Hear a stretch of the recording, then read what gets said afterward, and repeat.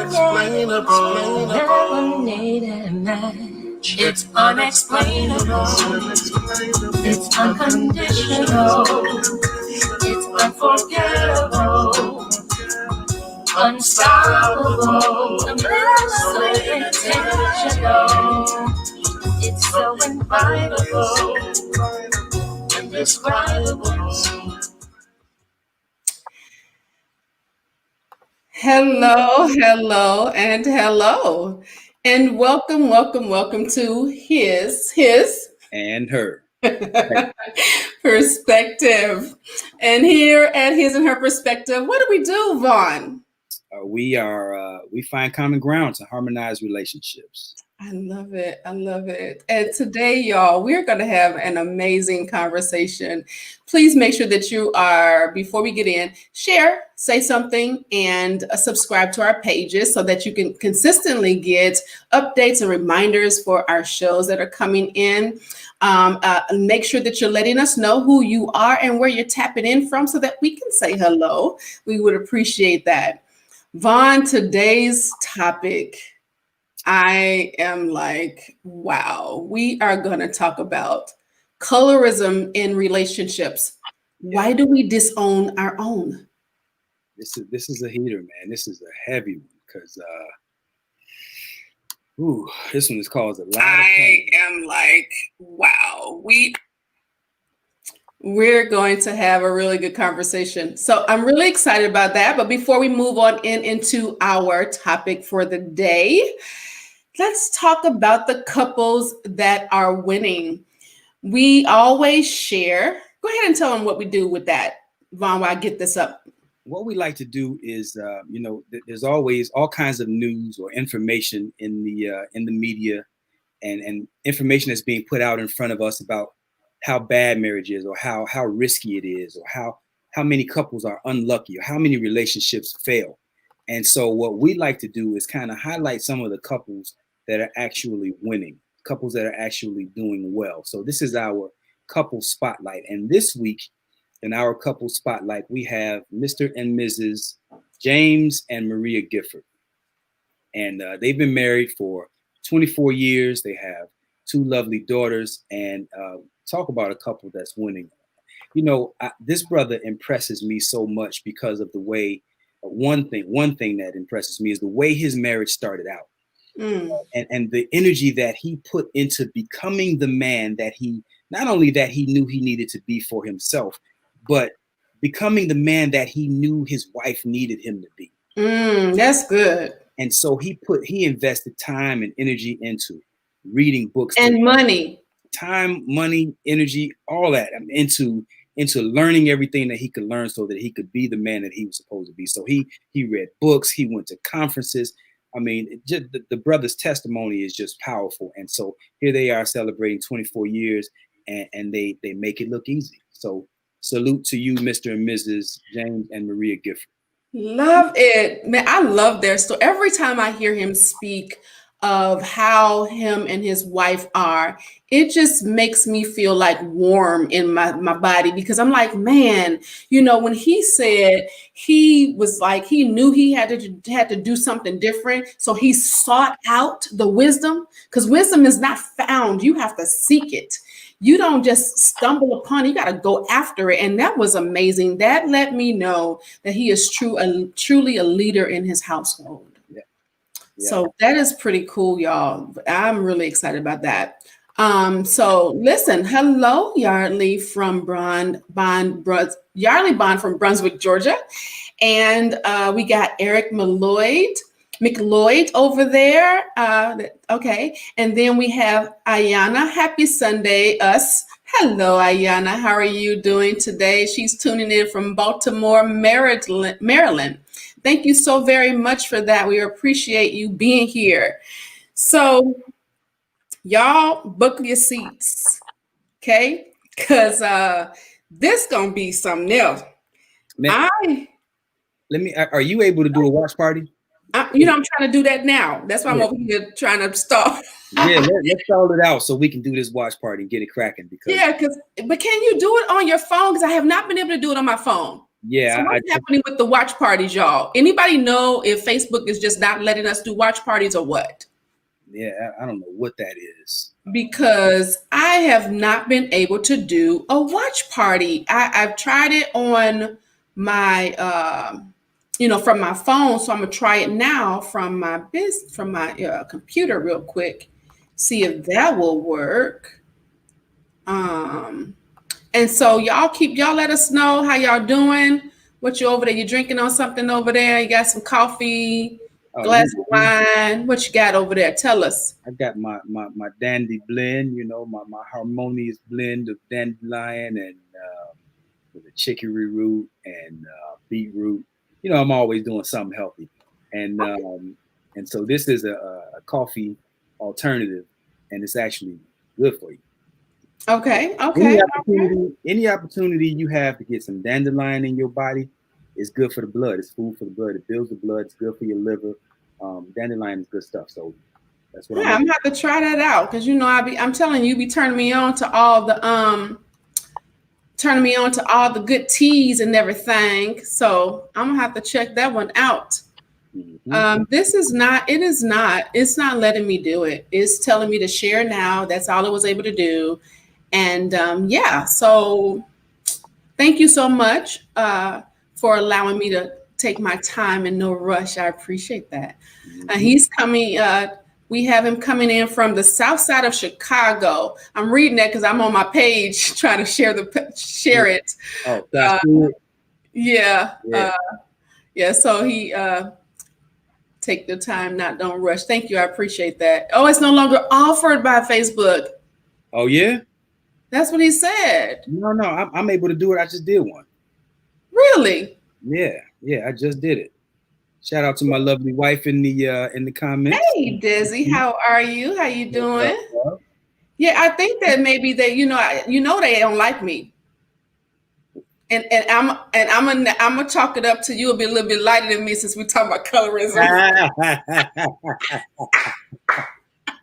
I don't know about that. We look like we might be right around the same. We might be right around just a tad bit, but you might have a little bit more than me. So listen, y'all, let's talk about this. Let's hash this thing out because this is something else. I really want to start this off.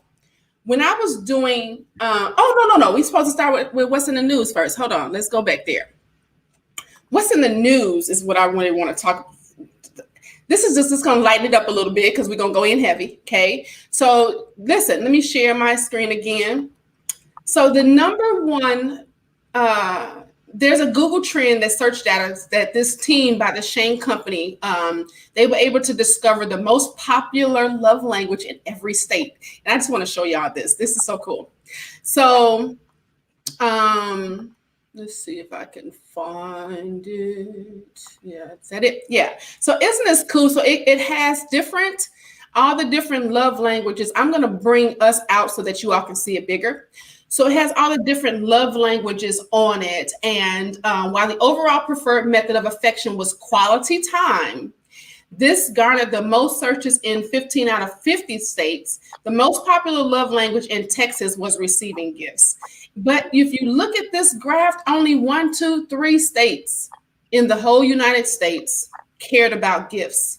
So that just lets me know that we truly have a caring country in spite of what we've seen. And that's why I really wanted to say that. I wonder how much of that is also influenced by environment. Like the different things that you might see on TV when you're growing up, different commercials that you might see. Diamond is the girl's best friend, K Jewelers, things like that. I just wonder, how much of that is actually influenced by environment, as much as it could be a natural, organic thing. But wouldn't you think that if that were the case, then that it would be in most of the major cities? I don't know. I mean, I'm not even opposing what you're saying. I'm just injecting. Oh, no, I'm not opposing. I'm just saying, what do you think about that? What do you think? I don't want to fight you in front of our company. No, we're not gonna fight. I win anyway, but we're not gonna fight. You're right though. I mean, I don't know.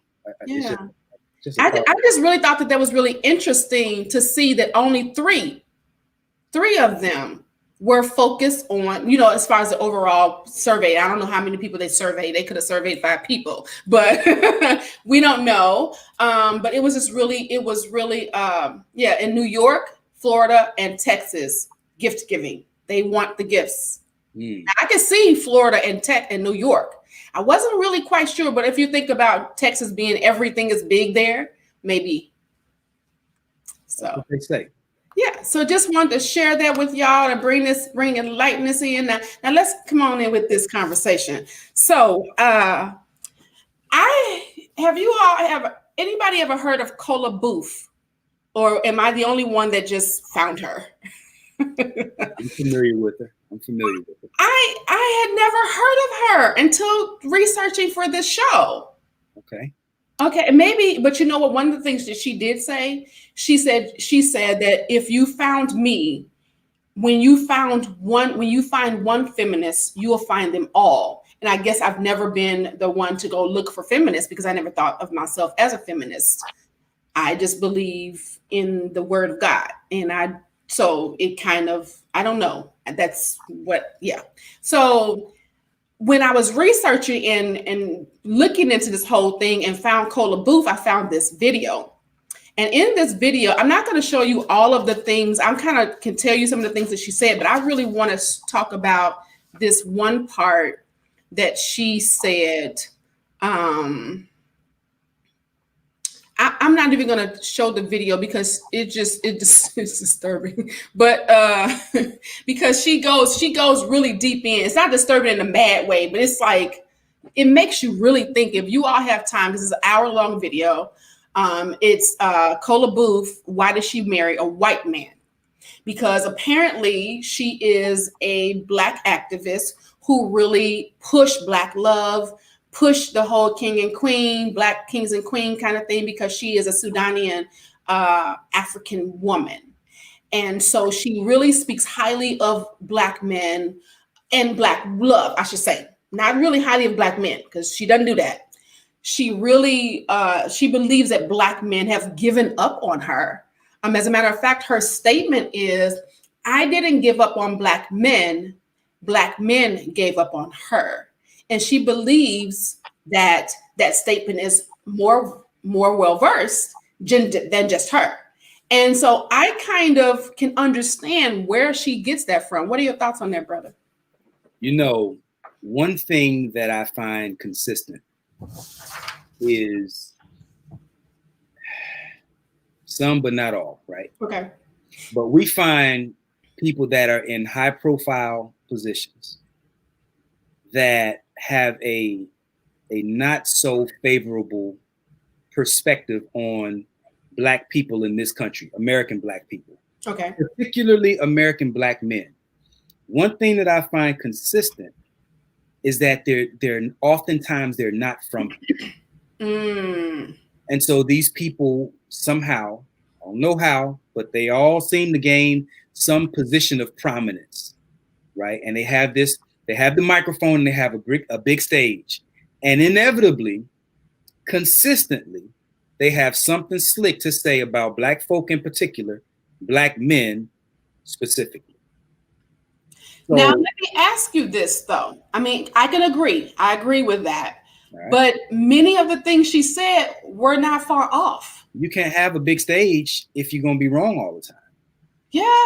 I mean, I only watched the one video because her whole thing, she only has like 8 videos on there. And she said, somebody's saying they all been hacked. That somebody somebody messed up her face, but it just looks like she was high. That's really what it looks like. But, just like they say, liquid courage, yes, because she was sniffing a lot. So that gives you courage too. Okay. Here's what I'm saying. You say what? Here's what I'm saying. Okay. It's not that she's not pointing out real issues. Okay. It's that she's focusing on the issues and highlighting them, making them bigger, sensationalizing the issues.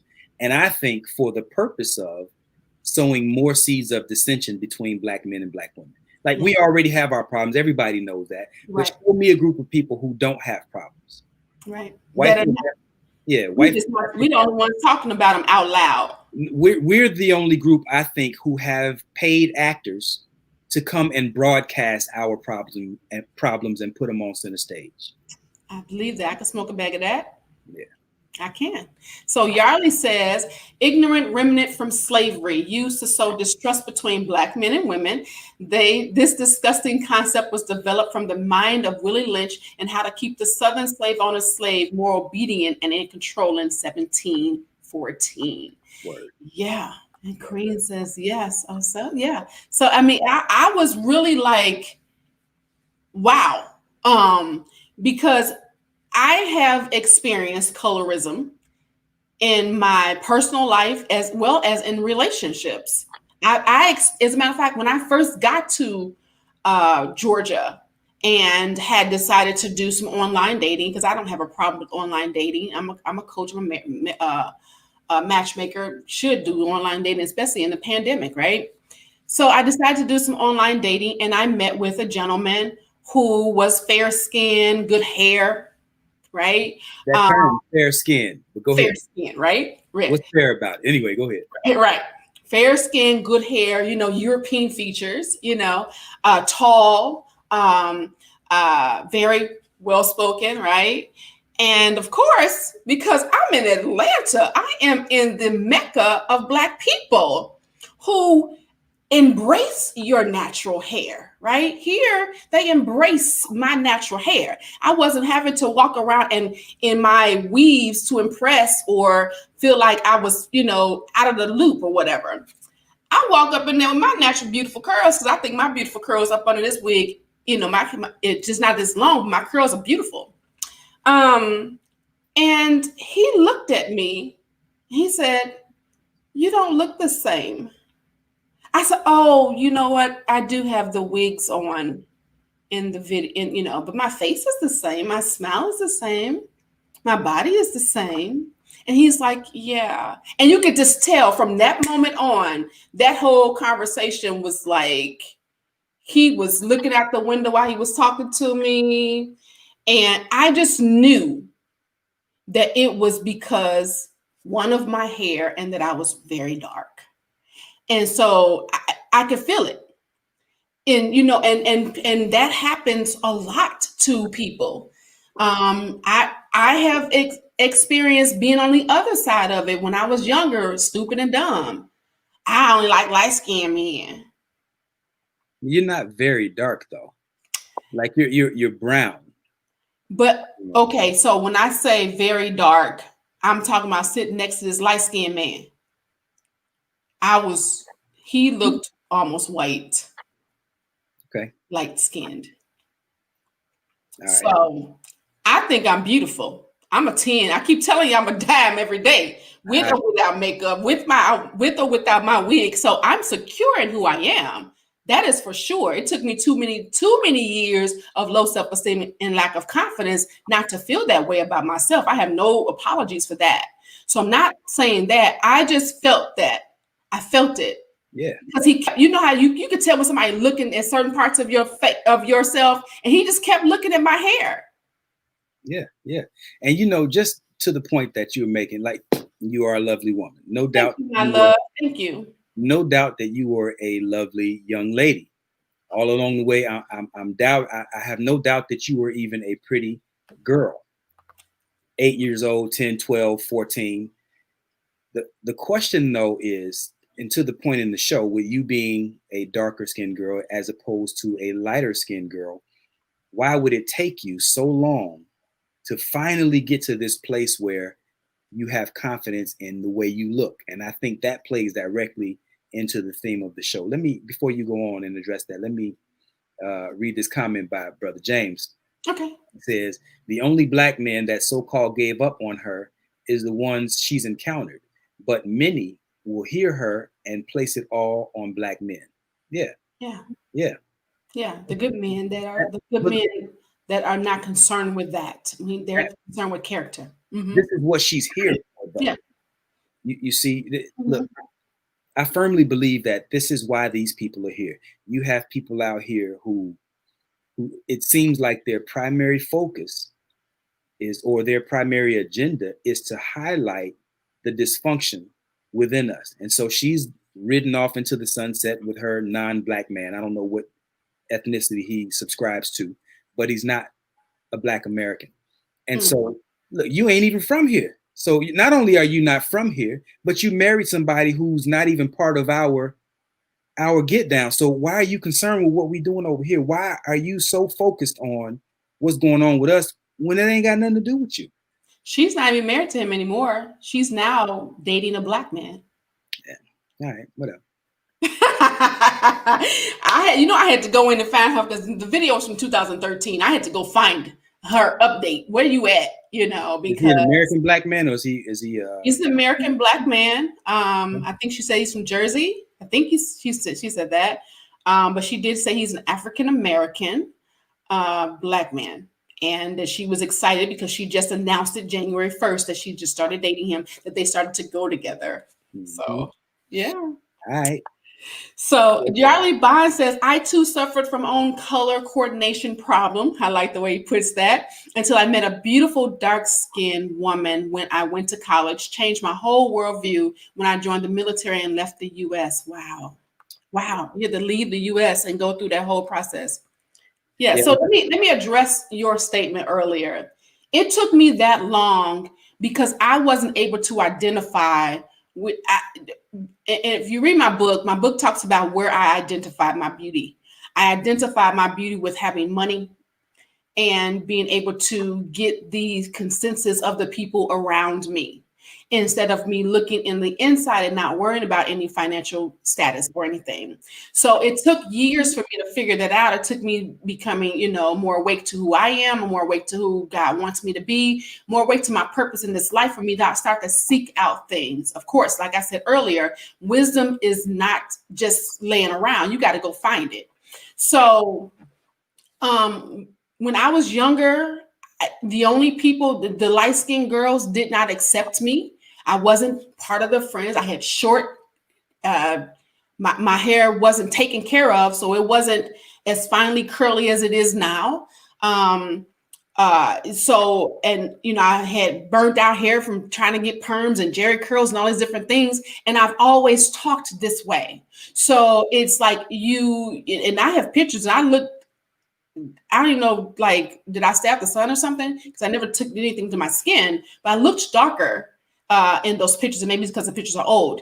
But I was only accepted by the white girls, and that's what I hung around. None of the girls in my high school wanted to hang with me, and I didn't know why. All I knew is they were all light skinned and I wasn't.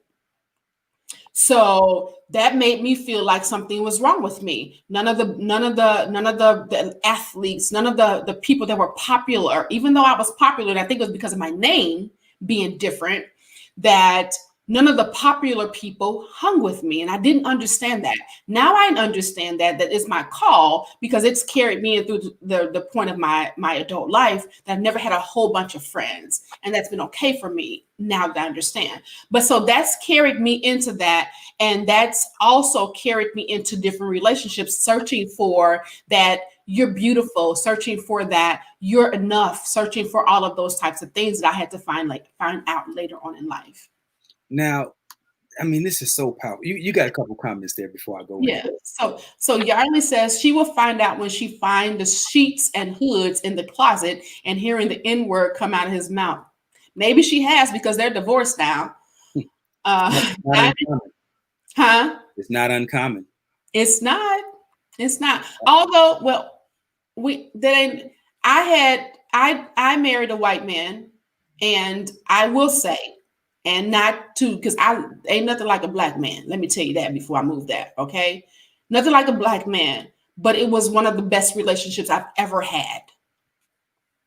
Just had to throw that in there, huh? I did, because I wanted to be, I'm not saying, because we didn't love based off of what we looked like, so it was a friendship that turned into a very great love affair, and we're still friends today. Actually, he created the cover to my book. So I don't have any issues with him, and he's never dated white women. So Diamond Queen says, I hung out with all the chocolate sisters I would have rolled with you. Thank you so much, Diamond Queen. See, we gonna be besties, girl. We gonna be besties.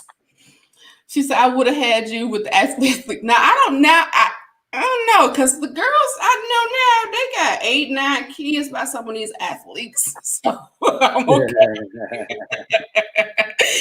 He says, if we grew up together, I would have had your back. Thank you so much, Diamond Queen. I really appreciate that. You want to read these now? Yeah, Yardley says, I once thought the lighter, brighter females were better because darker skinned females were always meaner toward me. Really? Oh, yeah. It's a thing, man. It's, there was a time where, back when Al B. Sure was popping, light skinned dudes were it, Al B. Sure, El DeBarge, all those guys. And then was in. And then Michael Jordan came on the scene, and Wesley Snipes came on the scene, and they gave us medium brown brothers and our darker brothers a little bit more hope, But this goes back to Anderson Cooper did a doll study. You guys familiar with that? Are you familiar with that? I am. And his was just a repeat of one that had been done several decades earlier. Right. But they did this doll study where they put pictures of or outlines of dolls for children, in front of children as young as 3 years old. Mm-hmm. And the dolls all went from the darkest shade of brown all the way up to the lightest shade in ultimately white or peach color. Mm-hmm. Right. And so they would ask these children as young as 3 years old. He said, not I'll be sure. They would ask these children as young as 3 years old, 3, 4, 5, 7, 8, 9, whatever. They would ask them which doll is probably the mean doll, which doll is probably the ugly doll, which doll would you not want to be friends with? And consistently, they chose the darker doll to represent all of the negative attributes. And when they asked them, which one would you want to be friends with? Which one would you want to play with on the playground? Which one is prettier? Yes. Right? When they asked all of these questions about things that make you feel good, right, or associated things that were good, they were always on the lighter shade of that spectrum. And so you have to ask yourself, what is happening in this culture, in this society, where children as young as 3 years old are already identifying dark skin or brown skin synonymous with ugly, someone who would likely steal, someone who you wouldn't want to be friends with. Right. It's a cultural problem. And so, and this is happening on such a subliminal level because for the most part, nobody's telling your little brown child at 3 years old that you're ugly. Right. That you'll probably grow up and be a thief, et cetera, et cetera, et cetera. So no doubt by the time you get to be 12 years old, 16 years old, your psyche has been so saturated with this garbage that it takes you to get to be about 30 or so before you finally able to say, hey, you know what? I am beautiful. Right. Yeah. This is overcoming all of these. You develop so many coping mechanisms. I got to make a lot of money. I got to drive a nice car. I have to offset the fact that I'm brown skinned. Yeah. Yeah.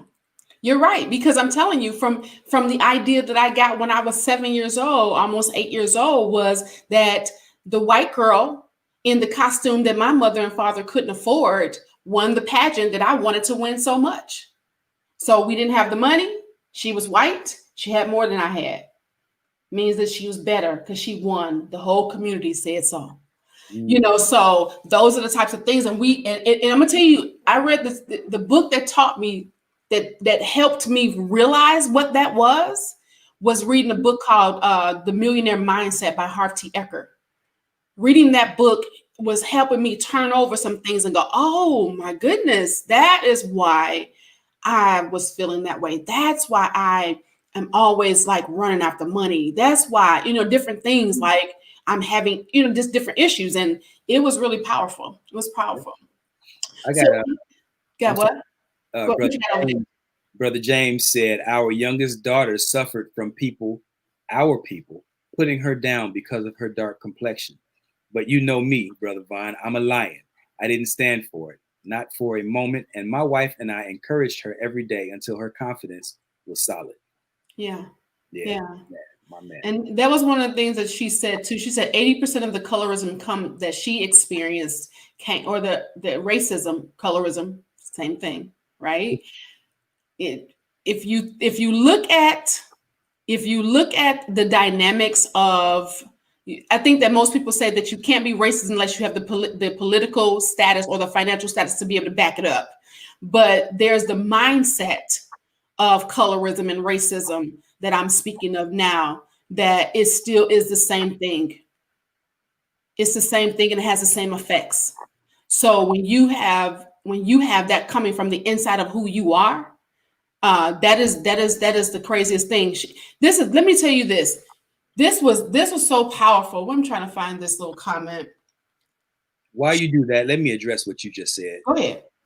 Just to kind of, I have to give a little bit of pushback on it from the standpoint that to equate the experience that we have amongst ourselves of mistreatment because you're light skinned or dark skinned, to equate that with the egregious violations of our basic human rights that we've experienced at the hands of this society, it's such a false equivalent. It doesn't mean that it's not bad. It doesn't mean that it doesn't hurt our feelings and cause all kinds of other trauma. But I think it's such a false equivalent to equate you're ugly because you're dark skinned with you can't live here, you can't go to school here, you can't get a bank loan to start your business, you can't feed your family. Like I think. So you don't think that people that are dark skinned have gone through those types of things, didn't get something because of their dark skin versus the light skin? No. I'm saying that if you were not white, but particularly identified as Black American, regardless of your shade, you receive that type of treatment or mistreatment at the hands. So do you say that racism only happens from white to Blacks or white to other races? No. Okay. I think, now look, this might go a little bit. I think that there are two groups. Okay. And let me give a little context to why I'm saying this. I think racism is based on the mistreatment of non-white people with a particular emphasis on Black people. Okay. I can smoke back of that. So every group has in their repertoire, their verbal repertoire, whether you're Asian, Indian, Chinese, whatever, Mexican, whatever, they all have their own unique way of identifying people who look like me and you in a negative way. Okay. Right. Got that. We know what those words are, right? N-word, whatever, right? And I'm saying, based on that context and every other group's ability to mistreat Black people, okay, you have two groups of people in this country that really matter as it pertains to us. You have Black and not Black. Right. Because everybody else is able to, with support of some sort of systemic bolstering. Right. They have their own unique way of being able to apply mistreatment to Black people. So it's not just, I think you're ugly, I feel you're ugly, you look untrustworthy, but it's also coupled with the ability to practice how I feel in the way of mistreating you. Okay. I'll agree with that. So I'll follow that. So to me, those are the elements of racism that really matter. All this other stuff to me it's name calling and it feels bad. I get it. But racism to me is just, it's a whole nother ball game because it actually changes. In other words, if I called you out of your name because you were dark skinned, to the degree that you're able to shake that off. But that's what I'm saying. And that's, go ahead. Hold on. To the degree that you're able to shake that off and dismiss whatever concerns you had about what I said, right? You're still able to go on and live a full, healthy life. But let somebody who's not Black have those same ideas about you, and now all of a sudden you can't live in peace, you can't shop in peace, you can't vote in peace, you can't go to school in peace. Like, it's a whole different dynamic associated with that when it comes to that, as opposed to just me calling you out of your name or not liking you because you have a different skin tone. And I get that. And that's why I tailored it into the mindset of the two. not necessarily the actions of the two, but the mindset, because everything starts where in the mind. It starts in the mindset, in the process of the clarity of that situation. So when you have a mindset of you're not worthy, it doesn't, we can call it being blue. You're not worthy of anything.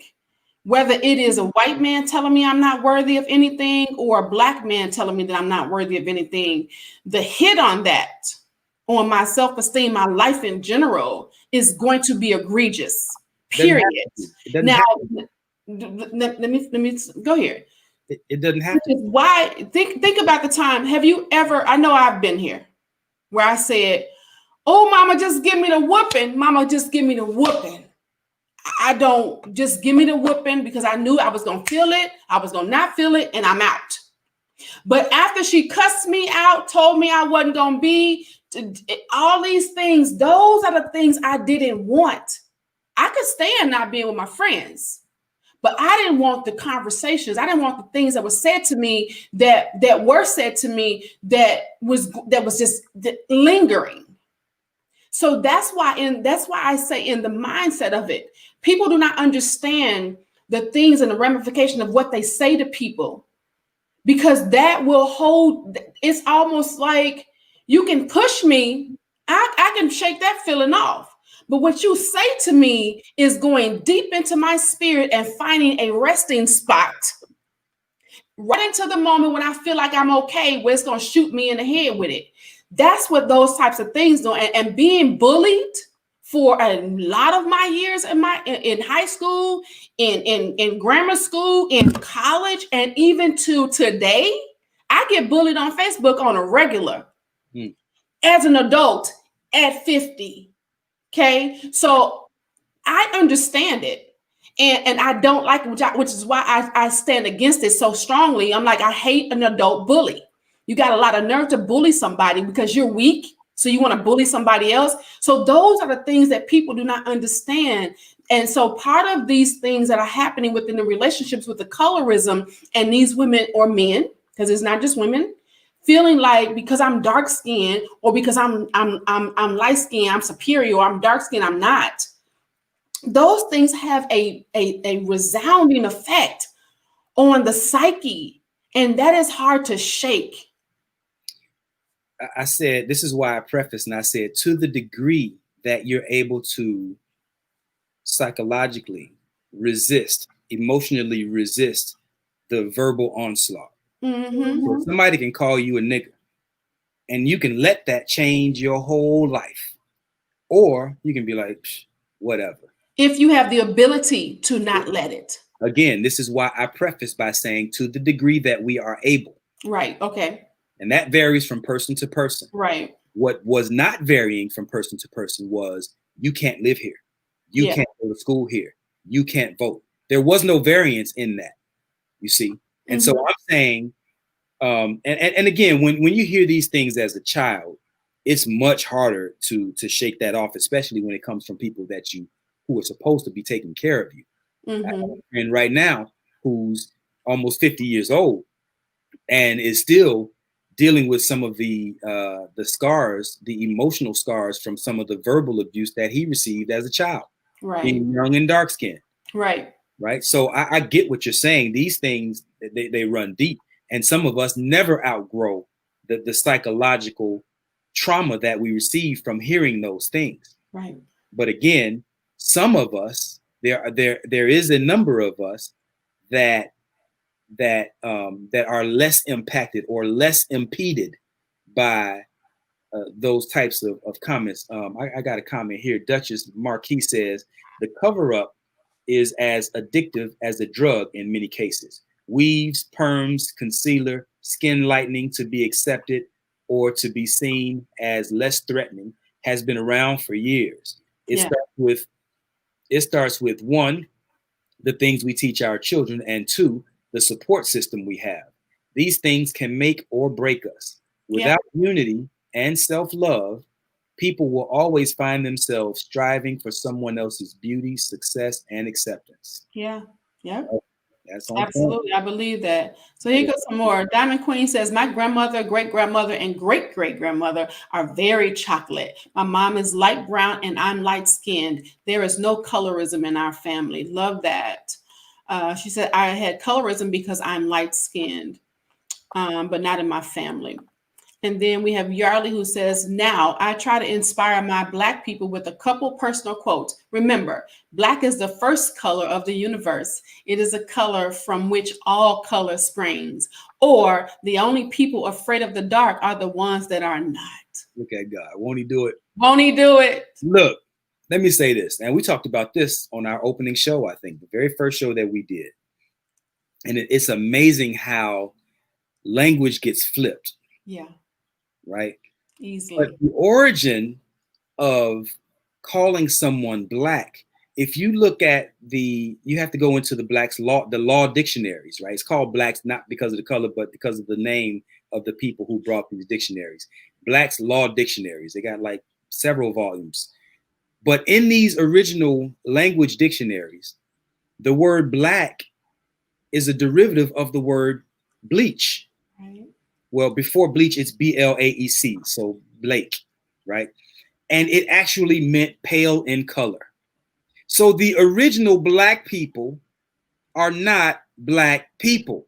The original, it might go with somebody's head. Look, the original Black people are white people. And when you go back several centuries, go back 1,000 years, 2,000 years, to have this skin tone and darker, right? Particularly darker skin, the darker you were, the darker your skin was, the more you were equated with spiritual purity, right? Wash me white as snow. Yeah. This idea of being washed, being made pure, being made whole, being cleansed, the closer the darker your skin was, the closer you were thought to be to God. Yeah. And then somewhere along the line, somebody flipped it. And now Black is synonymous with bad. Bad. Yeah. Yeah. It's terrible. But you got to do your reading. You got to read. You got to research. Don't let people tell you nothing. Find out for yourself. Word. So what do you believe? What do you think of this statement? She said, who can respect a people that refuse to give birth to their own image? These men are breeding themselves off the face of the earth. Speaking of men who marry white women. Now you're talking about, is this another Cola Booth question? Now, again, if you look at our demographic, right? Black Americans, this idea of marrying out or making sure our babies have good hair. Oh, I know some people who do that, honey. They do the good hair test. Yeah, light eyes, lighter than a brown paper bag, or I'm sorry, no darker than a brown paper bag. Right. We have organizations that's their bar. If you're darker than a brown paper bag, you are not welcome in their organization, right? So what I'm saying is, here she is again, shining the spotlight on some of the ills that are not organic within us, right? These are the effects of being an oppressed people, not the cause. No, I get that, but because of where we are having this conversation about colorism in the relationships, we have to highlight that. Yeah, what I'm saying is, her job is to highlight that, focus on that, sensationalize that. Look at y'all. But is it true? No, listen to what I'm saying. I get it. It's true throughout our demographic, throughout our ethnic group, not just with the men, but you have women who are doing the same thing. You have women who won't have a child, or who aspire to have a child with someone who they think will give their baby good hair or a lighter skin tone. I'm saying we are a people that are afflicted. It ain't just the men. But how many women? Well, I know some women who actually go after white men. Hell yeah. But we're not considered the breeder. You call it what you want. If the factory is closed, you know what I'm saying? If you only letting certain cars park in your garage, then you only gonna reap the certain right. So I was like, I thought that was profound. Whether this is a thing, whether she's highlighting it or making it kind of bigger than it really is, there is some truth to it. You know, we know that Satan is always going to bring some truth to the table. He ain't going to leave it with a little bit of truth, right? She can't have a platform if there was no truth to what she was saying. Right. So I'm just trying to address what she said. Yes. Is there truth to what she said? Yes.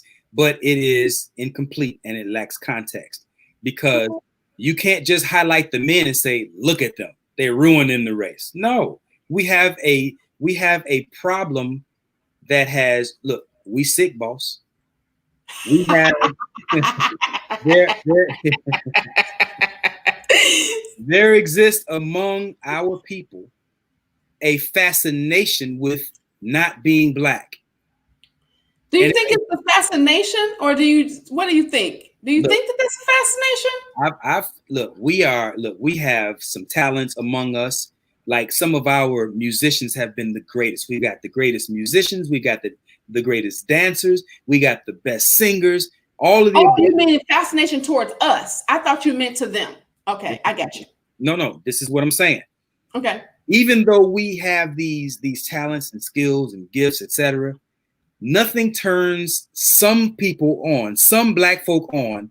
Nothing turns them on more than to see a white person do what it is that we do. So if we can see a white boy dancing the way we dance, oh man, that excites a lot of us. If we can hear them sing the way that we sing, oh man, she sounds just like Mahalia Jackson. She's soulful. Like, we get, there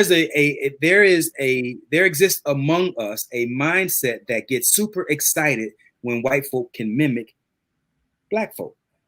There exists among some black men, when we look at non-black women, ooh, she built like a sister, she fine like a sister. There's a comparison to how much she looks like a sister, but ooh, thank God she ain't no sister.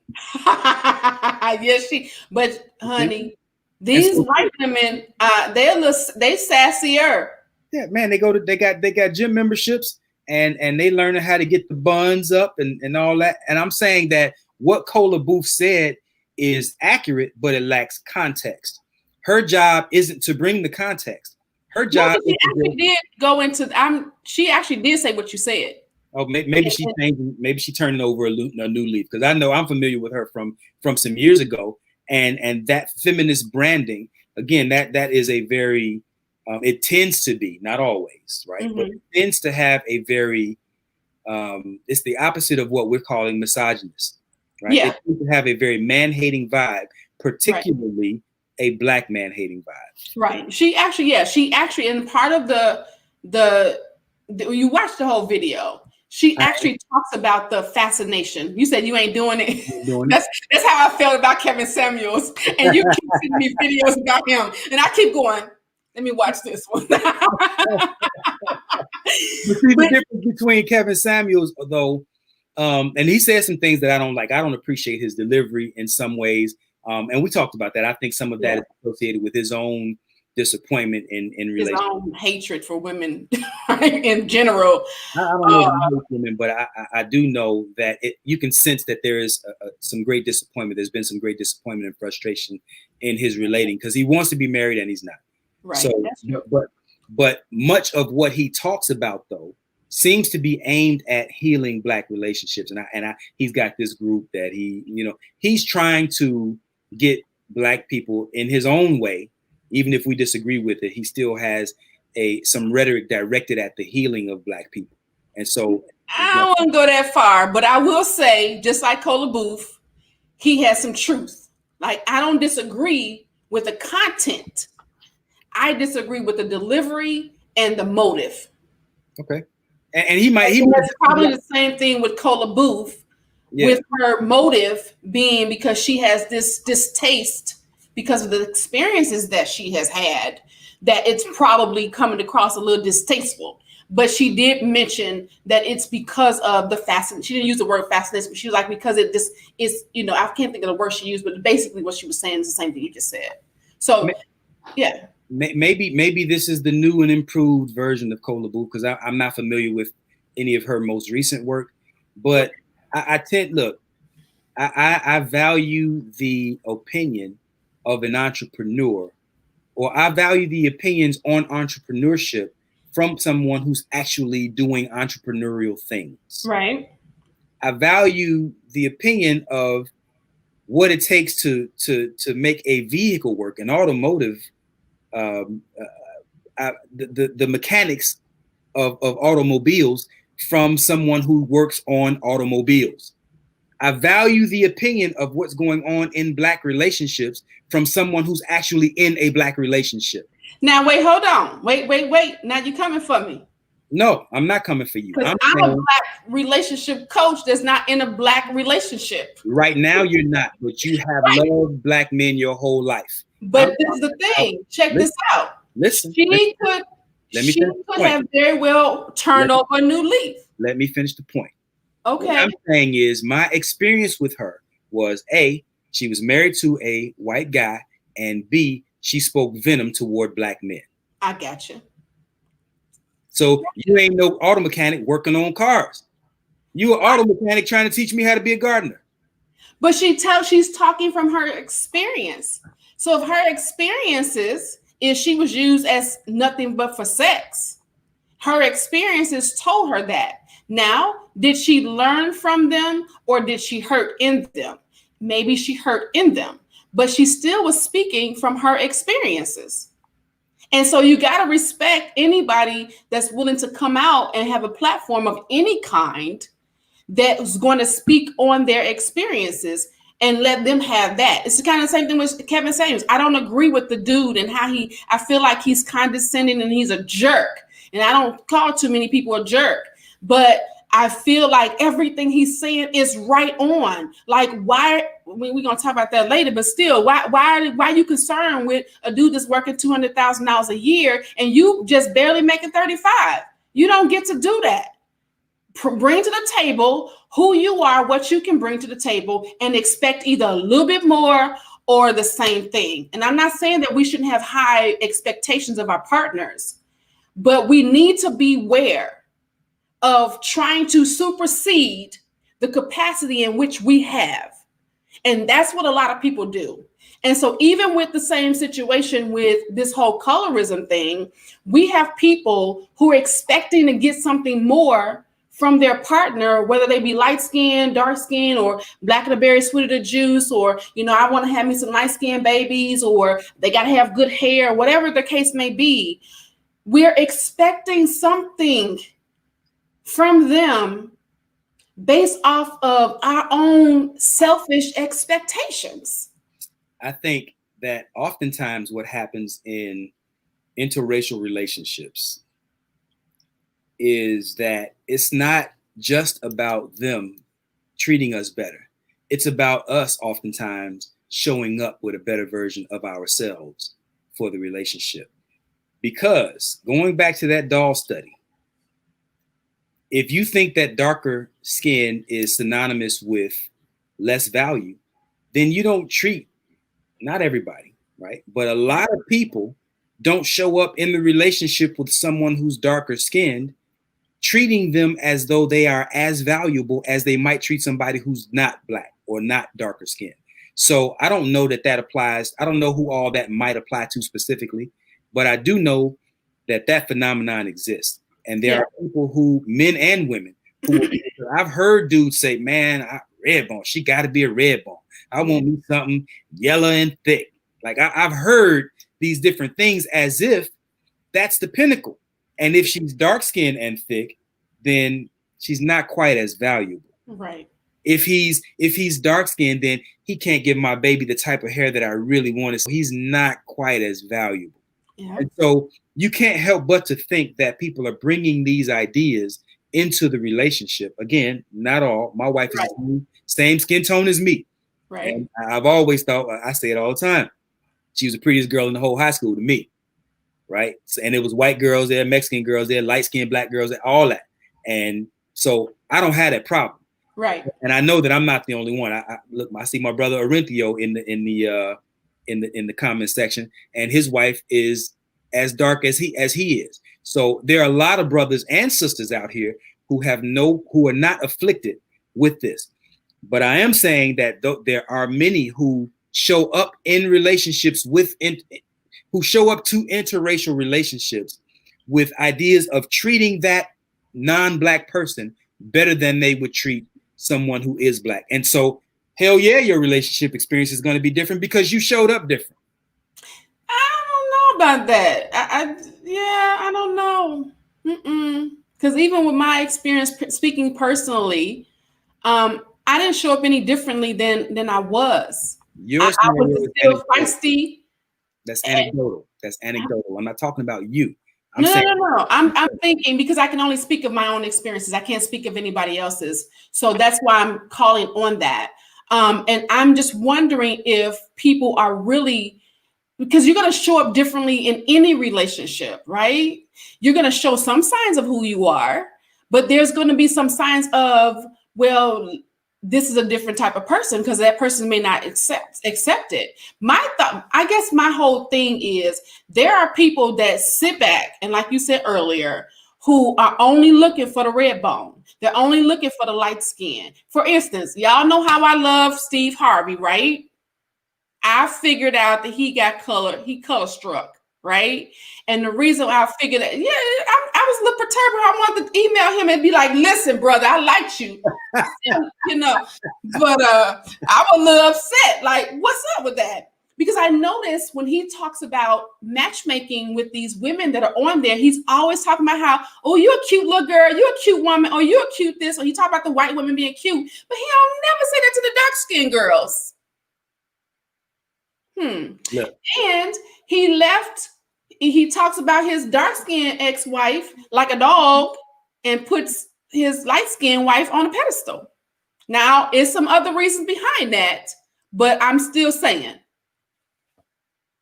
Look, I don't know. You don't like him anyway. No. Look. I hold a position that by the time you see someone as a prominent figure on TV or hear them on the radio, that they are not working in your best interest. Not. And what's going to happen, what's going to make them so prominent and give them such a grand stage, is that they're going to be right a whole lot of the times.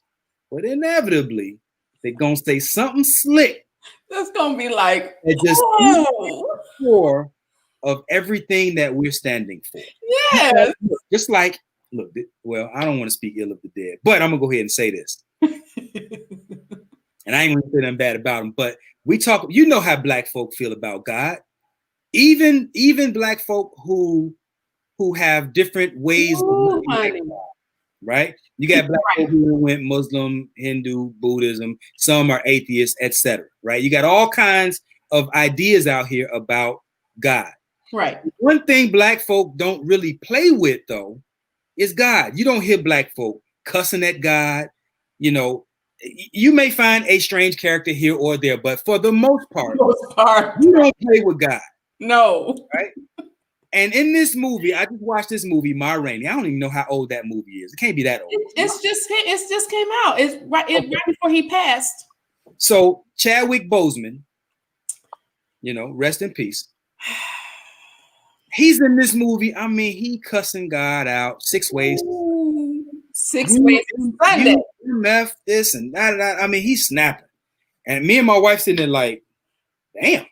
Like, is this just TV? I mean, that goes beyond acting, is what I'm saying. Yes. Like you could express your disappointment with God or whatever you call the higher power in a whole lot of ways, saying, man, you know, you could have showed up better for me than that. I mean, you could have done all kinds of things, but the way he did that in that movie, hit me good now. The way he showed up in that scene was almost ritualistic. Yeah, it was. I feel the same way.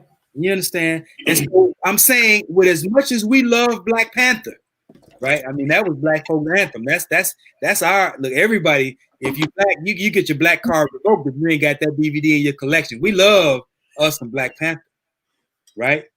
The way he showed up in that was great. But what he did in Ma Rainey, I'm saying that puts the cherry on top for what I'm saying.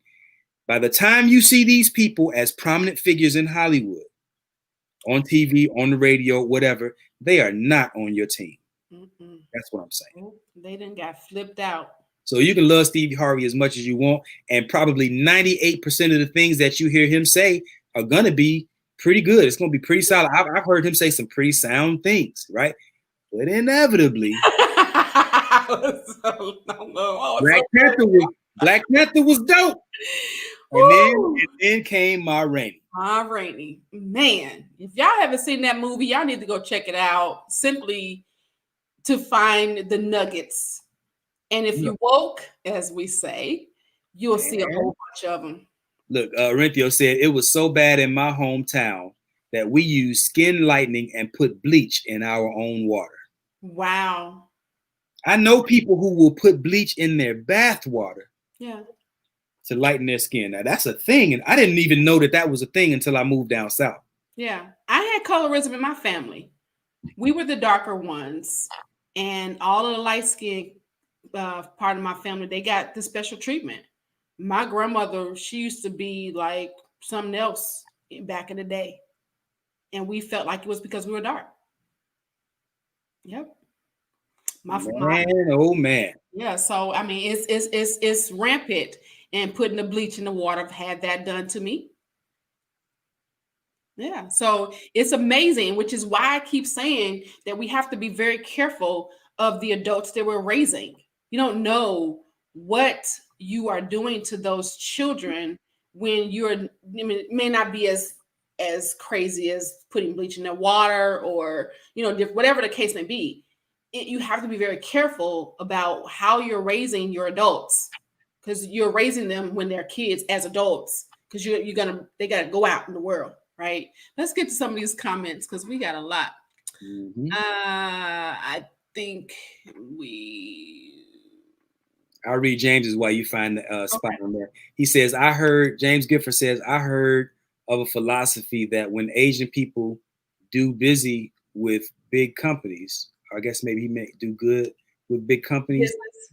Do business with big companies, they would send in a white man to speak for them because according to them, white men are seen as harmless, more trustworthy, and blameless. Wow. That goes back to what I was saying before. You're black and you're not black. And there are varying degrees of mistreatment that you might experience in that scale, in that color range. Yeah. But the most egregious treatment, the most violent behavior, and the worst mistreatment is reserved for the darker skinned people. Right. So you want to read these? Yeah, I'll read them. I can read. My mama taught me how to read. All right. Yardley says the first historical account of racism began with Spanish Inquisition in the 1500s against Jewish Spaniards. It was expanded as the colonizers explored the world and eventually to the New World. Yeah. Okay. Wow. Okay. My father suffered from colorism from his own family because he was dark like me. Wow. Yeah, I know. She has no clue because her people's history has not been disrupted. You're talking about Cola Booth. Yeah, Cola Booth. And then who are we talking about? I think we were talking about Cola Booth. Cola Booth. Donna.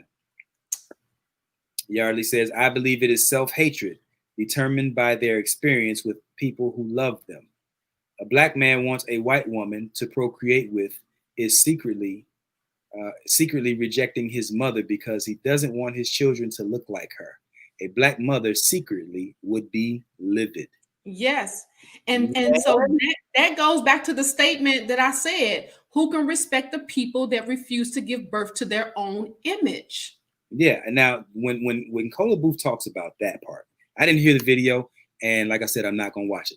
But please do. There for you, I might give it a peek. Thank you. but there is something to that statement that Yardley put up there. look, I think the highest form of self-love is reproducing. Absolutely. And you can, people who love themselves want to see themselves reflected in what they produce. And every time a child comes out, oh, he's got granddaddy's eyes, or he's got grandmama's nose. Everybody's looking for themselves in the child. Yeah. And so if what you're producing looks less and less like you on purpose, that's born out of a disappointment with who you are. Absolutely. How could it not be? Absolutely. And we try to dismiss it and say, oh, well, you love who you love. Yeah. Right? Love has no color. Yeah. And all these other flowery, nonsensical things. Look, if we lived in a world where racism did not exist, then I could smoke a bag of that. I might even smoke two. Right. But that's not the reality that we're faced with. And so there is no avenue in human life. There is no area of people activity, human interaction, where racism does not exist. Economics, education, entertainment, labor, law, politics, religion, sex, and war. Wow. And even in the healthcare industry. Racism permeates every fabric of this society. Yeah. You can't tell me that your selection of a non-Black person isn't influenced by the culture that's permeated, that's saturated with all these anti-Black ideas. And I'll even go a step further. I'll say that even in other cultures, watch this. Let me say it this way. Black people are the only ones who are categorically apprehensive about promoting the idea of marry your own, reproduce with your own. If you go among the Hispanic community, the Japanese community, Chinese community, Indian community, white community, if you go amongst any of those people, they promote marrying within their group. Mm-hmm. We are the only ones who, to the degree that we push it, promote marrying outside of our group. Do you think that is because of a desire, or it's kind of like, for instance, with the whole Black Lives Matter, the whole Black Lives Matters movement. When we begin to start talking about Black Lives Matter, it became aggressive. Oh, now y'all promoting Black people is against us. So do you think it's because when we as a people promote that, let's just do this together, we're seen as, oh, you must be a militant, or you, instead of it saying you just love your people. It's not that we're against anybody. We just love who we are. So go ahead. To answer that question, and let me put a caveat on the end of the point that I just made before that. Don't let me forget your question. There are other groups who think of marrying outside of their demographic as a step up, like to the point that Yarley just made, or I think it was maybe it was James Gifford that said that they'll have a white person go in and represent them. Right. Like there are some demographics that on this colorism scale, white is at the top, Black is at the bottom on this emotionally trash scale, right? And so there are, if you marry a white person from any of those demographics, it is seen as a step up for a lot of them. But there is a shunning inside of that group. There are a lot of Asians who, if you marry a non-Asian, you'll get disowned. They have, if you marry from Hispanics, I've heard of Hispanics who look down on their own if they marry a non-Hispanic. Mm-hmm. And the list goes on. So there is a higher degree of cultural pride, racial self-esteem in non-Black people than what exists in Black people. Right. So, and then your other question was what again? So don't let me forget that.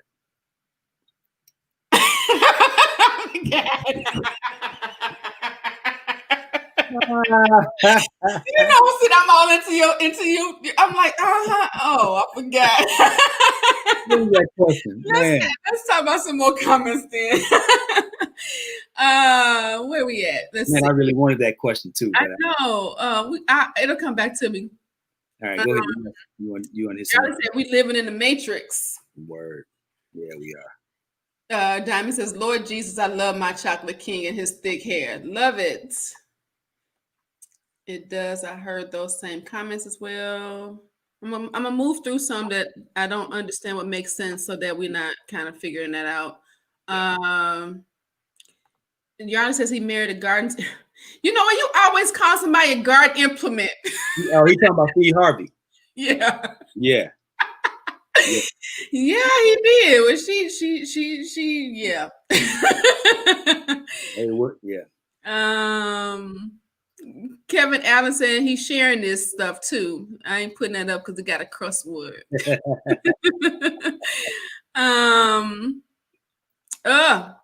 He said love has no color until I'm sexing your white daughter.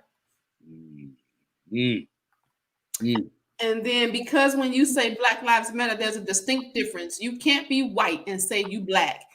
Man, when you, for instance, y'all, you know, I watch TV.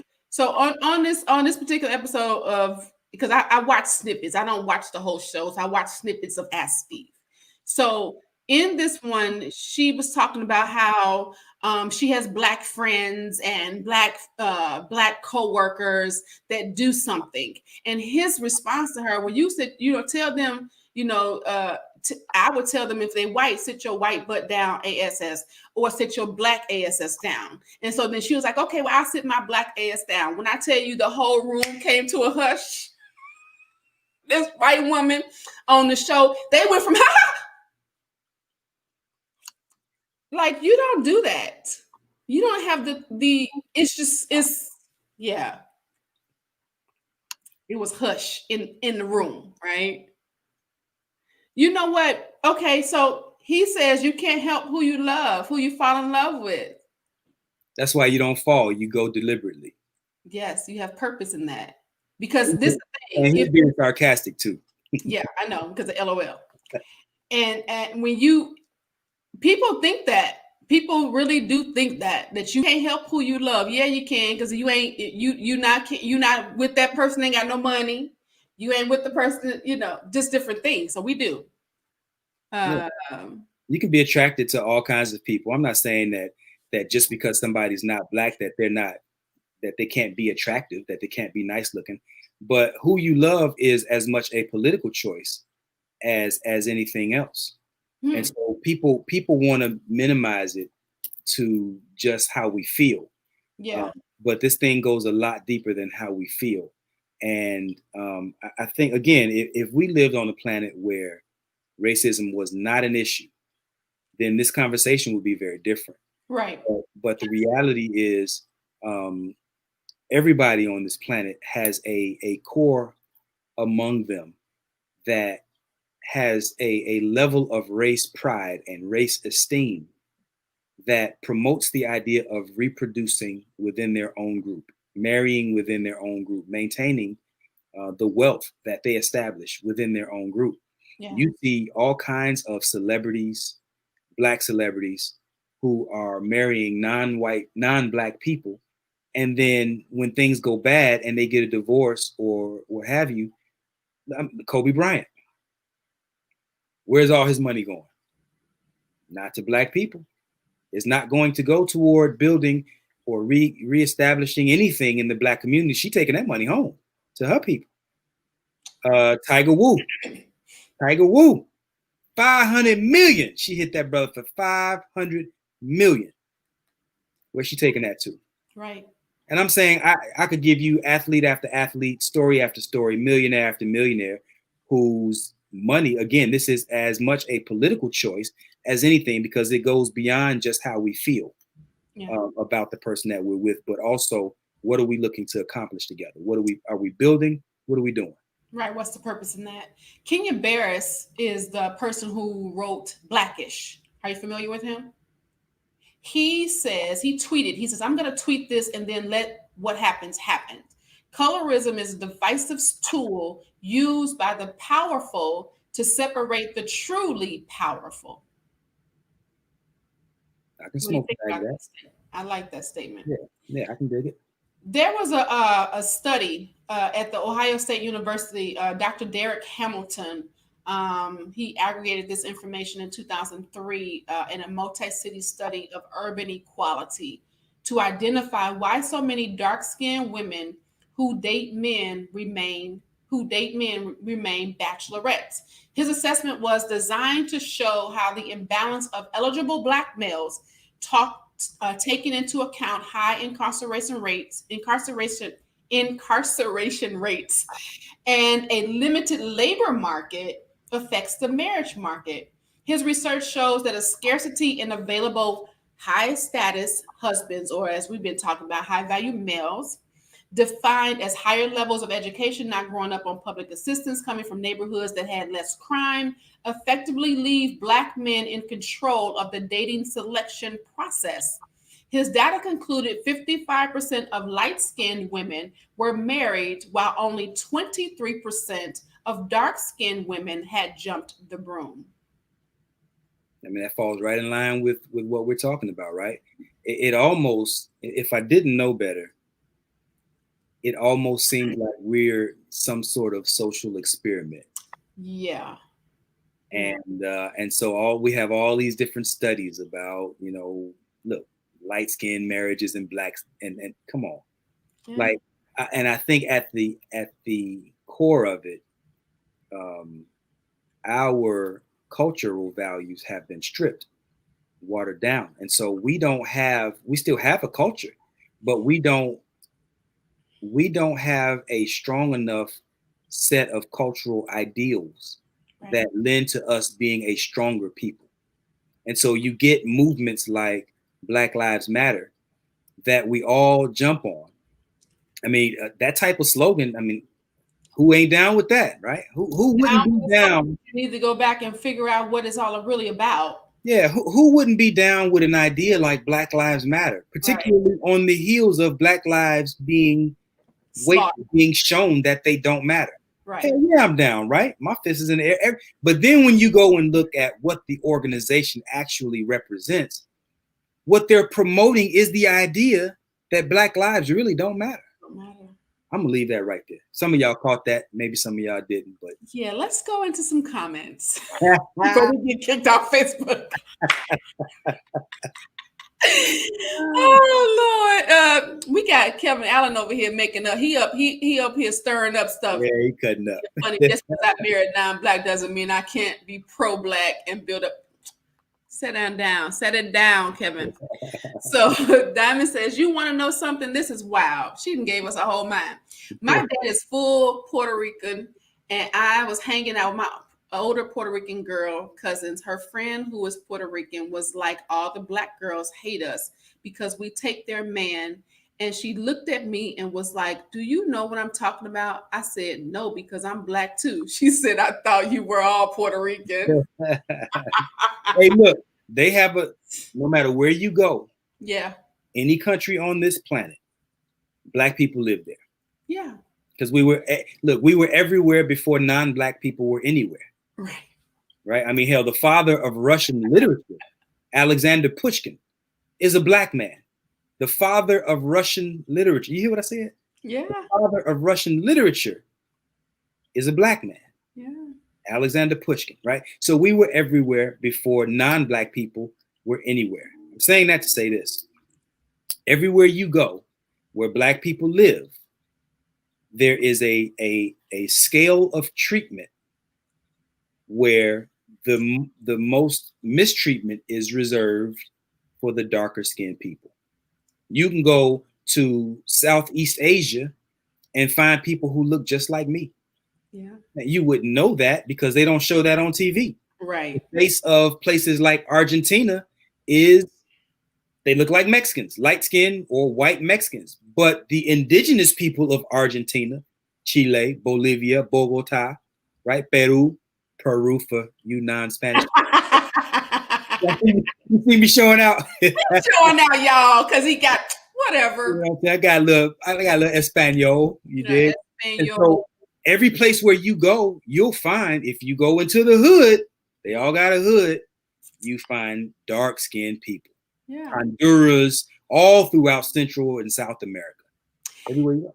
And to speak to that, Kola Booth also said that in Sudan, in Africa, there's many people that they call, she terms them nigger stock. I'm sorry, y'all, but I'm just telling what she said.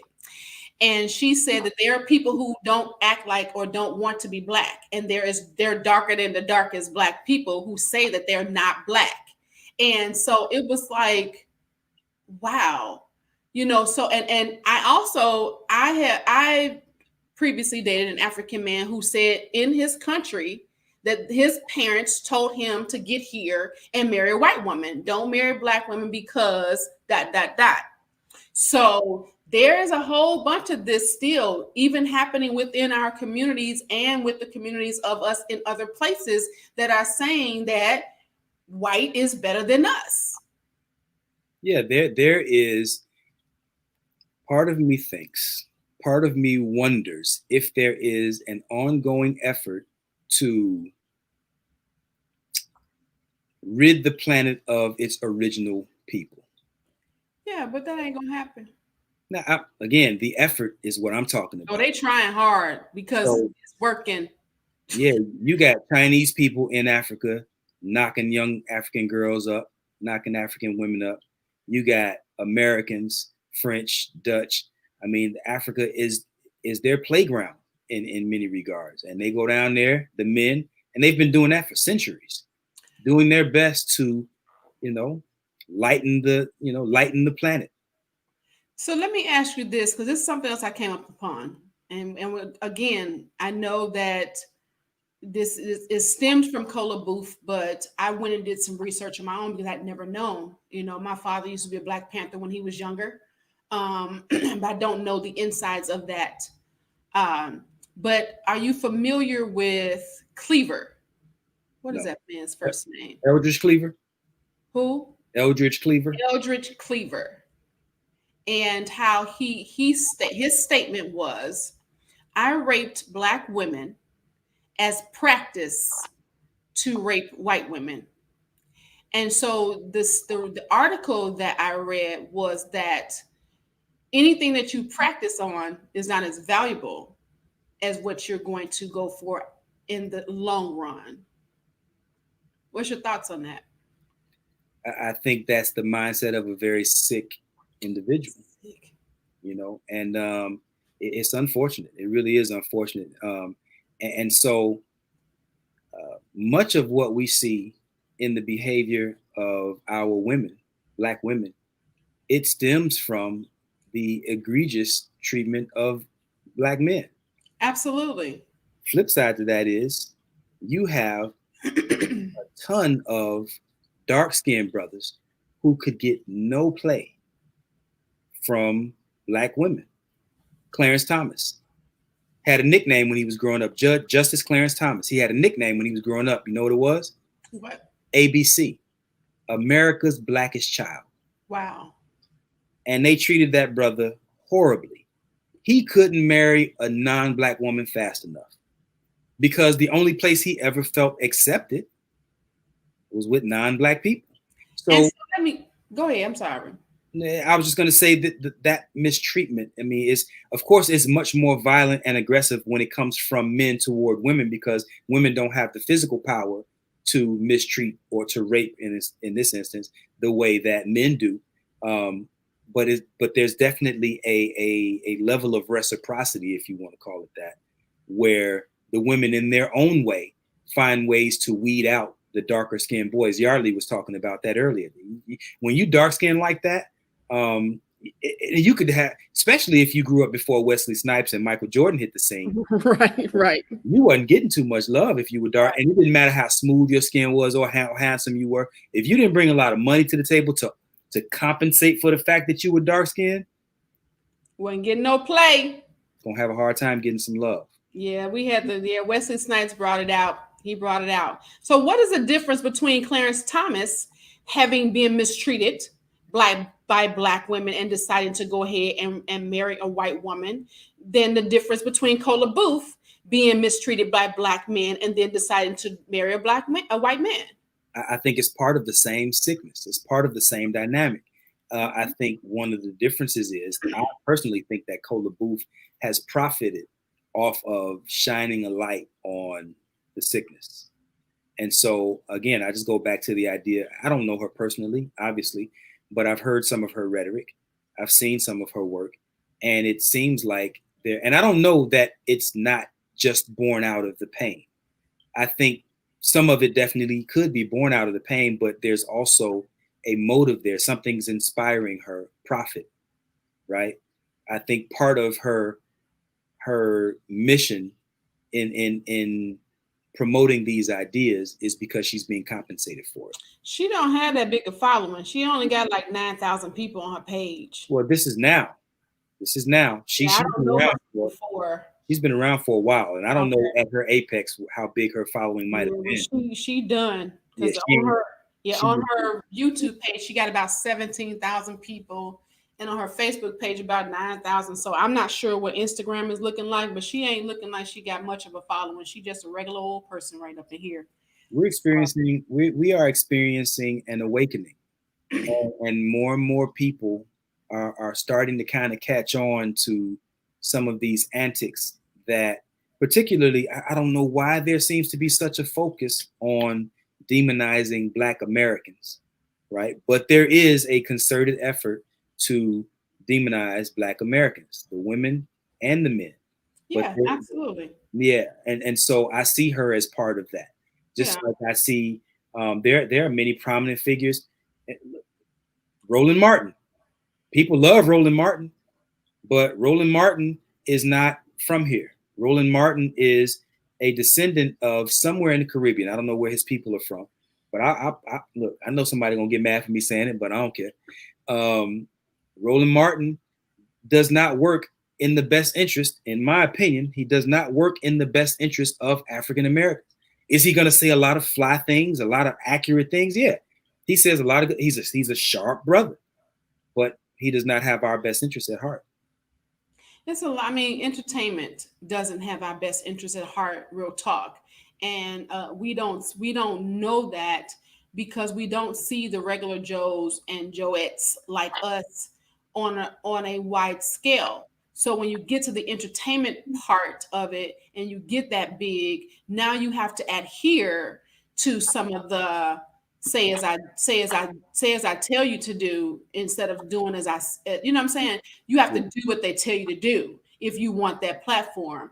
And so that's just, I think that that's really what happens on the lighter side of it, because it goes deeper than that. But on the lighter side of it, you want the platform, you got to do what the platform costs. Yeah, you dance with the devil, he chooses the song.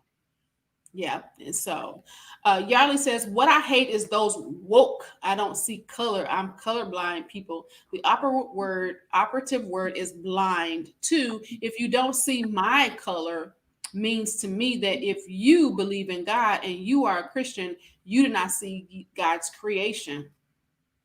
Very true. I like that.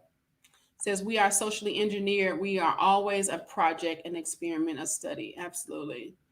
We are the alpha and the omega of mankind, the Melanesians. He said, even in China, Black is a force of nature and act of God. And now she's about to get him kicked out the Supreme Court. Really? They going to do a divorce? I didn't know about that. Wow. Anyway, so this has been pretty good. I got a whole bunch of let's see. If you were to go back to that same doll study that I was talking about that Anderson Cooper did, you take those same children and you never put them in front of a television and you homeschool them with healthy minded adults, and I guarantee you remove the color struck sensation that they're experiencing. You remove the association of Black being bad or Black being synonymous with bad and white being synonymous with good. That immediately comes off the table. So a large part of the problem that we're experiencing is the conditioning, the programming that we're receiving from our media, TV, radio. I mean, look at the songs on. If you want to know how to mistreat a Black person, turn on the Black radio station. Yeah, it's kind of bad. It's kind of bad. So let me ask you this, brother. What do you think is the I mean, I know that there's always solutions, different solutions to different problems or different solutions to the same problem. What would be your idea that we could eliminate some of this?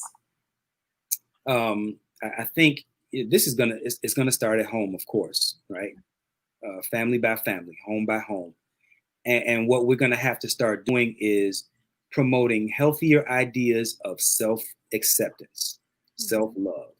You know, there should not be a dark skinned child who doesn't feel good about themselves and has no idea that dark skin is synonymous, supposedly synonymous, or equates in some way to something less valuable.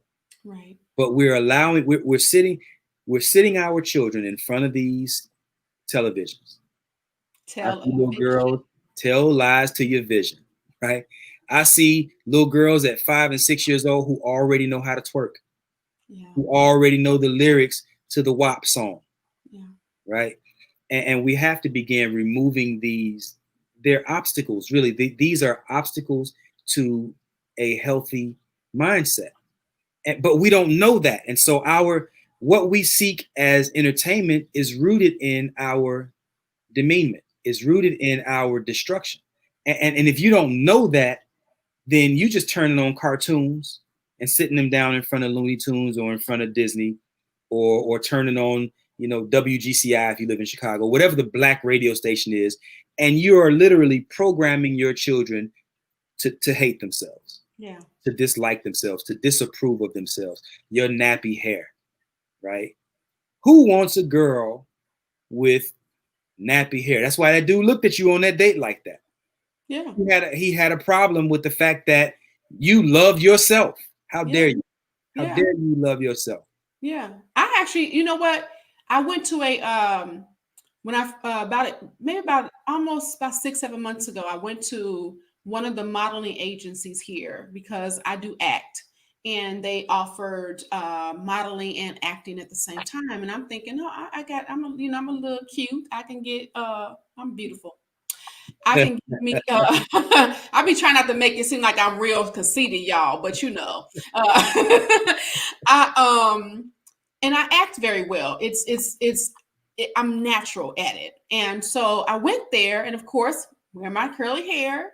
That white woman said to me, well, we want to do some pictures with you. And we really, I mean, your look is really, very unique. But can you do two things for me?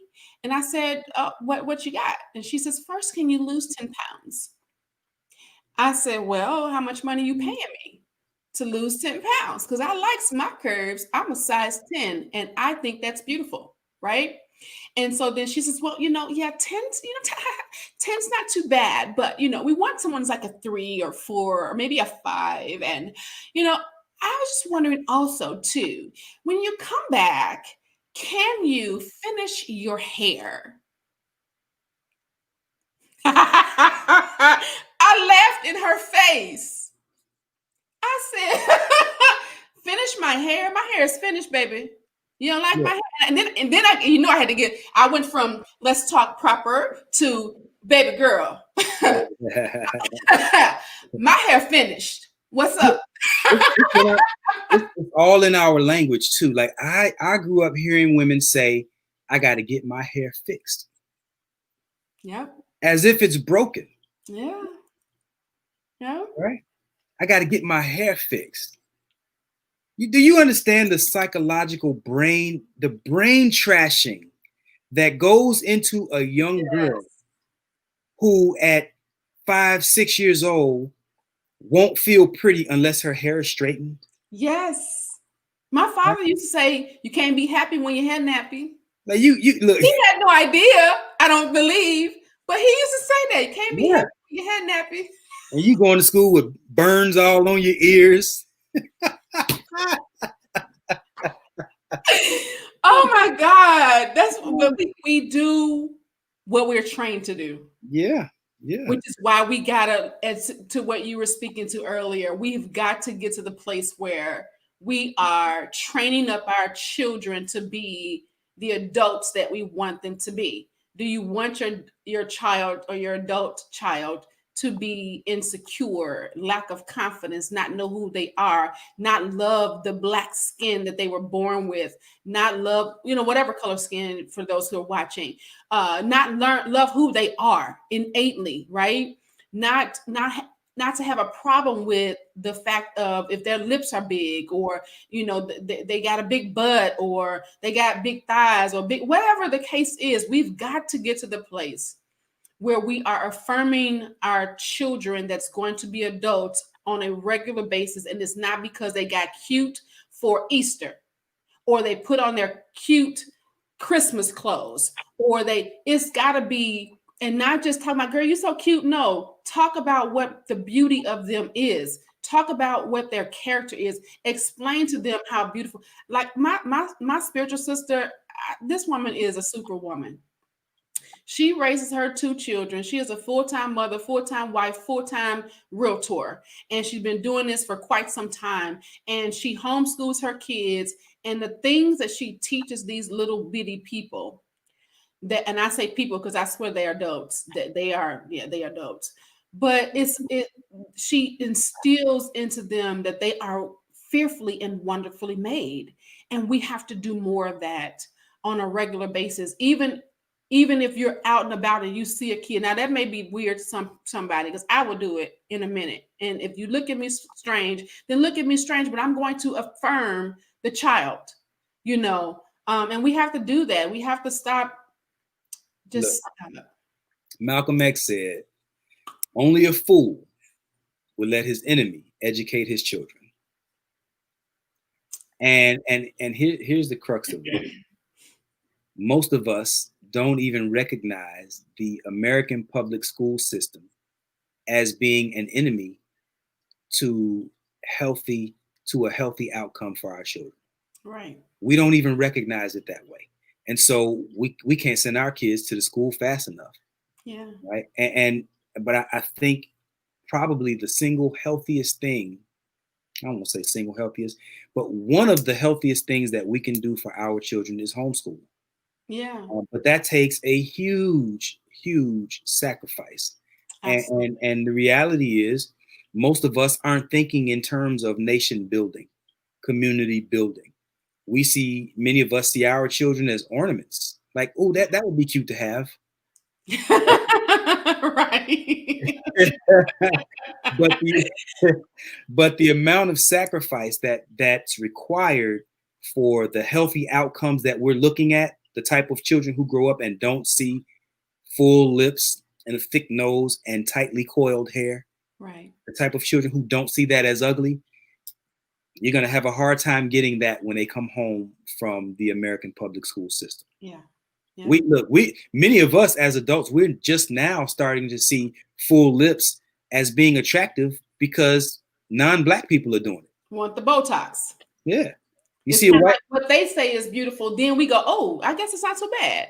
There you go. Kim Kardashian got full lips. Man, now it's sexy. Yeah. And not all Kim Kardashian got a big booty. Now it's good. Well, remember back in the day. Hold on now. We've always liked. No, not the women. We have not always wanted our booties to be big because we were shunned for that. Okay, I got you. Yeah. Yeah. We know y'all men, boys. But we have not always been. We didn't always want big hips because there were some things that came along. We like, for one thing, growing up as a teenager, when you saw a girl with big hips, the first thing you thought is, oh, she having sex. Oh, she nasty. And so then after you thought she was nasty, you was thinking, oh, that don't even look right. I mean, the age I grew up in. We need some healthier standards. We do. Height and weight standards. Like, I don't know that we'll ever, fully get into what the American standard is for height and weight. I know it tends to run a little bit smaller than what we like to see ourselves as. Way. But there is a healthy standard, and many of us, I don't know, we've kind of let go a little bit, and so bringing bringing back some healthier ideas about what's good for us, what benefits us. It's a whole different type of, I don't know, except for some small pockets of us, I don't know that very many of us will get to that place that we're talking about, where we're raising our children to appreciate their most organic selves. Yeah. And I think that that's because we, I agree what you said about the standards that we may not get there. And I'm okay with not having a standard, because my thing is I'm not going to agree to anybody else's standards except for my own. So if my standard happened to be I am not out of breath when I walk up the stairs and I'm a size 16, which I'm not, and I got a big butt and big hips and big boobs. If that's my standard, then I need to be happy with that. If my standard is I'm a size 5, but I can't hardly breathe when I get up and down the stairs, then that's whatever that's. You have to find your own standard, and we have to get to the place where we're not so busy with the environmental standards, but what are our standards? What are your beliefs? And that comes with raising those children as the adults to make sure that they are creating the beliefs that are going to be healthy for them and not worried about what everybody else is thinking. I don't care what everybody else think, right? I could care less, which is what gets me in trouble and gets me banned from Facebook because I don't care what you think of me. I mean, I spent too many years of my life, and people need to get to that place where you've spent so many years of your life not caring or caring about what other people think that you should not care now. I mean, you should care to the extent of you treating people kind, but how they think about you and what you do and how you do it, if it's going to affect you, then yes, I understand that. But if it's not affecting you, then I don't care about these standards. I don't care. Well, I think to some degree, um, You're only so funny. I don't know about just an overall, necessarily an overall standard, but there are varying degrees of, well, there is a pretty much a set idea of what it means to be healthy versus unhealthy, Right. and so I think that for the most part, our size and all of that stuff kind of works itself out the more we have healthier lifestyle, Choices, yeah. And lifestyle that's what it's choices. Yeah. about. The So, choices that we make. if you eating honey buns, every day, then that's going to yield a certain outcome. But if you got fruit and vegetables in your diet, then the outcome is going to be a little bit different. And so I think just the promoting of healthier habits, diet, exercise, not just physically, but also thinking, right? Healthier thinking habits. And I think the rest of it will have a much higher likelihood of working itself out. Yeah, I agree. I agree. So this has been really good, y'all. We thank you so much. We hope that you shared what we are doing. Sharing is caring. You did a watch party if you're able to. If you're not like me, that they are forcing you not to be able to. Or if you go over to our YouTube page, make sure that you are liking our page, clicking that red button so that you can get notification of any of the things we're going to be doing. Make sure that you're following Vaun the Love Alchemist page and Coach Michelamonè on Facebook and Instagram. You have Twitter? I do. It's at Vaun _says. At Vaun _says. Make sure y'all following our pages, and don't just follow them, like our stuff, share our stuff. The algorithms are against us because we not, right. They're against us, right? So y'all help us get out there, help us be seen by other people, your family, your friends, because somebody on your page could really benefit from the conversations that we're having. But if you just keeping us all to yourself because you love us so much. How selfish of you. How selfish. Don't be selfish. Share. Yeah. So you bring us on out, brother. Yeah, I always say, first and foremost, you know what we do. We are relationship minded, relationship coaches, counseling, you name it. And so if you are under the sound of our voice, or if you know anyone who is in need of relationship help, in need of a healthier relationship, this is what we do. And so you should be sharing us with the people that you know and love. And also don't be hesitant to contact us if you know that your relationship could also use some improvement. And most of us do. Like I said, it took me, I've been married 30 years now, and it took me, almost 20 years before I kind of pulled my head out of the sand a little bit and started, being more in line with what the universe designed me to be. So maybe even longer than 20 years. I don't know. I'm still working. Right. I'm still a work in progress, right? So that being said, don't hesitate to reach out if you need help, because this is what we do. Also, we're going to be on Clubhouse very soon. We're gonna start having some talks on Clubhouse. So don't hesitate. Look out for us on there. Also, I think you said it already. Like our YouTube page if you haven't already. And I think that's it. It's been a good show, man. This has been fun. Yes, it was fun. That's Yarley says public indoctrination system. I believe that the fact most of us don't read, the only books that they see are the Bible and maybe some magazine. Yep, we've been forced that down our throats. Yeah. And it's, unless you know how to interpret it and go find the other books that are missing. I'm sorry. Let's move on. Then you're not gonna get the truth of that either. But we love y'all so much. Love y'all, family. Talk to y'all later. Bye.